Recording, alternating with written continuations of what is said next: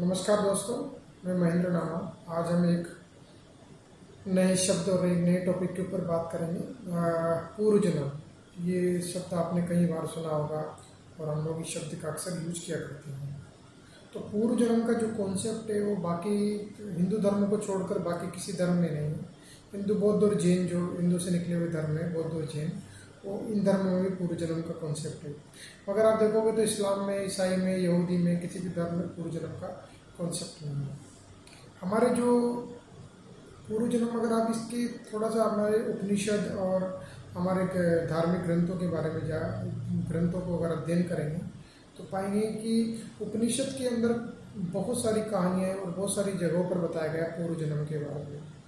ऐसे गीता में भी श्री कृष्ण ने अर्जुन को समझाते हुए पूरी गीता के अंदर कई जगह पर पूर्व जन्म का जो कॉन्सेप्ट बताया गया, पूर्व जन्म की बातचीत की गई है। अर्जुन से कृष्ण ने बोला भी है कि तू और मैं खाली इसी जन्म में नहीं मिले, हम पहले भी बहुत बार मिल चुके हैं। बस खाली ये है कि मुझे वो सारे मेरे जन्म याद है और तुझे वो कोई भी याद नहीं है। तो हिंदू धर्म में ये है कि पूर्व जन्म का कॉन्सेप्ट है। अब मैं यहाँ पर ये प्रूव नहीं कर रहा हूँ कि पूर्व जन्म होता है या नहीं होता है, मगर एज पर उपनिषद, हमारे जो ग्रंथ है, उनके हिसाब से कि जो पूर्व जन्म होता कैसे है, मतलब कौन डिसाइड करता है कि अगला जन्म हमारा कैसा होगा, क्या होगा। तो इसमें दो चीज़ें मेन होती है। एक तो होता है कर्म और एक होती है आपकी वासना। कर्म होता है कि जो भी आप इस जन्म में कर्म कर रहे हैं वो सब संचित हो रहे हैं। और सेकंड चीज़ होती है कि जब आप जाते वक्त मृत्यु के समय में जो आपकी वासना रहती है, वासना मतलब जो इच्छाएं आपके रह जाती हैं, उसी के अनुसार आप नेक्स्ट जन्म लेते हैं। जैसे कोई चोर है, अब वो मरते वक्त उसके मन में ये वासना है कि मुझे इस घर में चोरी करनी थी, मैं चोरी नहीं कर पाया, तो अगला जन्म वो लेगा तो लगभग बहुत ज़्यादा चांसेस है कि वो व्यक्ति के अंदर चोरी वाले गुण हो, या वो इस तरह से पैदा हो कि आगे जाके वो चोर बनने के उसके चांसेस बहुत ज़्यादा हैं।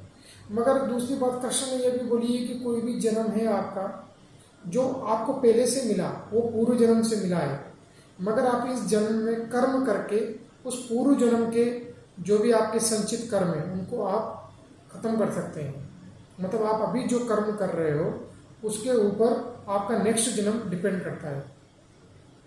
कहने का मतलब यही है कि जो आप कर्म सबसे मुख्य चीज़ है, जो आप कर्म कर रहे हो उसी से आपका आने वाला जन्म निर्धारित होगा। मगर आपका ये जो जन्म है ये आपके पूर्व जन्म से निर्धारित हुआ, जो आपकी वासना थी, जो आपके कर्म थे, उन्हीं के संचित रूप में। तो उपनिषद में और गीता में ये भी बताया गया है कि अगर आपको मुक्ति पानी है तो अगर आप वासनाओं को छोड़ देते हैं, सारी इच्छाओं को त्याग देते हैं, तो फिर आपको मुक्ति मिल जाती है, क्योंकि वासनाओं की वजह से हमारा बार बार में जन्म हो रहा है।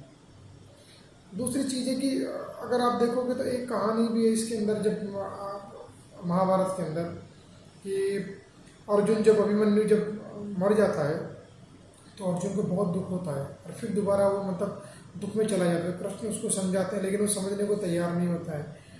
तो अर्जुन मतलब ऐसा बोलते हैं, हमारी कहानियों में ऐसा कहा गया है कि श्री कृष्ण अर्जुन को लेकर स्वर्ग चले जाते हैं और वहाँ पर अभिमन्यु से मिलाते हैं। तो अभिमन्यु को देखकर एक पिता बड़ा व्याकुल हो जाता है और उसके गले मिलता है और बोलता है कि पुत्र ये तुम। तो अभिमन्यु बोलता है कि आप दुखी क्यों रहे हो, क्योंकि आप मेरे खाली इस जन्म के पिताजी हैं, मैं खुद आपका 2 जन्मों तक पिताजी रह चुका हूँ, मैं कई जन्मों में आपका भी पिता रह चुका हूँ। तो मैं तो कभी नहीं रोआ जब आप मरे, लेकिन आप मेरे जाने पर इतना क्यों दुखी हो रहे हैं। तो कृष्ण उनको समझाते हैं कि ये है कि तुझे तेरे सारे जन्म याद नहीं, लेकिन मैं तेरे साथ हमेशा था, लेकिन मुझे मेरे सारे जन्म याद है, मगर तुझे तेरे सारे जन्म याद नहीं। तो ये डिफरेंस है। तो कहने का मतलब कि पूर्व जन्म अब होता है या नहीं होता है, ये अलग अलग व्यक्तियों की अलग अलग राय हो सकती है।